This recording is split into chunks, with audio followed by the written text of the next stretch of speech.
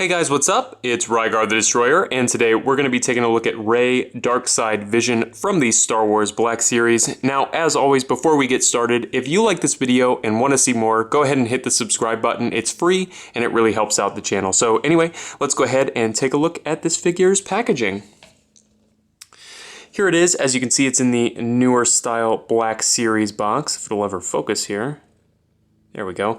Nice big window here on the front, as well as an image of Rey here on the side. When you turn it around onto the back, that same image is repeated again, as well as a brief description. And of course, if you'd like to read that, you can go ahead and just pause the video.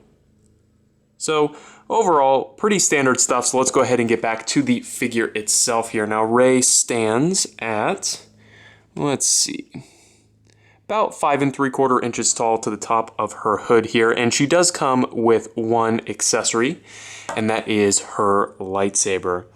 And now, I'm sure that all of you agree with me when you say that this is probably the most memorable piece of this design for the character. They've done a really nice job of painting these hilts here, and the blades are nice and translucent, but the coolest thing is that it unfolds into a double-sided lightsaber, which is really cool. Definitely a really well done accessory and probably the coolest thing about this figure. Now, as far as the articulation on this figure goes, it's really well done, but there are some things that kind of interrupt the articulation, and we'll talk about that. So here in the head, she's got a double ball peg. And normally this would give you a really nice range of motion, but because the hood is sculpted and fixed to the figure that's not removable, you don't get as much range of motion out of it. I am overall satisfied with this. I mean, frankly, a sculpted hood is always going to look better than a fabric hood at this scale. And really, I think for the amount of time that this version of the character spends on screen, we really don't need a ton of dynamic posing out of it. Now, while we're looking at the head, I will say they did a really nice job with the face printing tech. I think that looks good.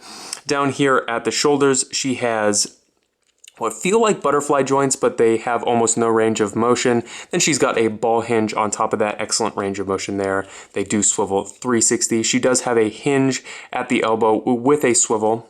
Then here at the wrist, she's got a hinge with a swivel. And one thing I don't like about this is that the hinge is in the wrong direction. As you can see, it runs this way through the hand. It really should be running this way through the hand, especially for any character with a lightsaber. Again, not a huge deal on this figure because I don't think you're going to be doing a ton of really dynamic posing, but that is something that I think Hasbro should be doing on all of their lightsaber characters. One thing I really do like about this side of the figure is the ring.